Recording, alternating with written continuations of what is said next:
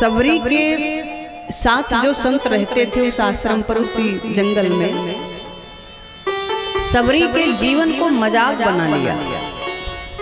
ये देख, इतने बड़े बड़े संत महात्मा इस धराधाम पर आए, तपस्या किए, तपस्या करते करते, पूजा पाठ करते करते शरीर को छोड़ दिया, उनको भगवान नहीं मिले और ये नीच जाति की सबरी इसको मिल जाएंगे।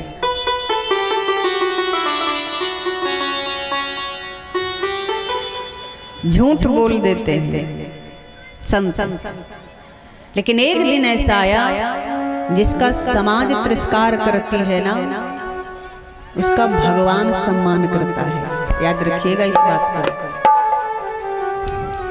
लेकिन भगवान तभी सम्मान करेगा जब भगवान के लिए हमारा तिरस्कार होगा। सबरी का अपमान हो रहा है, सबरी का तिरस्कार हो रहा है, सो भगवान के लिए हो रहा है, क्योंकि वो भगवान को देखना चाहती है। तो संत लोग उसका उपहास कर रहे हैं। इसको भगवान मिल जाएंगे, नीच जाति के, इसको भगवान मिलेंगे। तो क्या भगवान खाली क्षत्रिय ठाकुर ब्राह्मणों को मिलते हैं? नहीं नहीं, भगवान सबके हैं। परमात्मा कहता हम सबके हैं। हमारे तुम बन करके देखो, हम तो तुम्हारे हैं, तुम हमारे बन के देखो। एक लोग कहावत कहते हैं गांव घरों में, भगवान के घर देर है अंधेर नहीं है। इसमें से आधी बात सही है और आधी बात गलत है। ये बात सही है कि भगवान के घर अंधेर नहीं है, लेकिन ये बात गलत है कि भगवान के घर देर है। ये गलत बात है। देर भगवान के घर नहीं है। कहा फिर कहा देर हम और आप में है, भगवान के घर देर नहीं है। भगवान तो खड़े हैं महाराज हमको अपने में मिलाने के लिए, लेकिन हमसे देर हो रही है कि हम नहीं जा पा रहे हैं, हम नहीं भगवान से जुड़ रहे हैं, हम नहीं उनको मिल रहे हैं।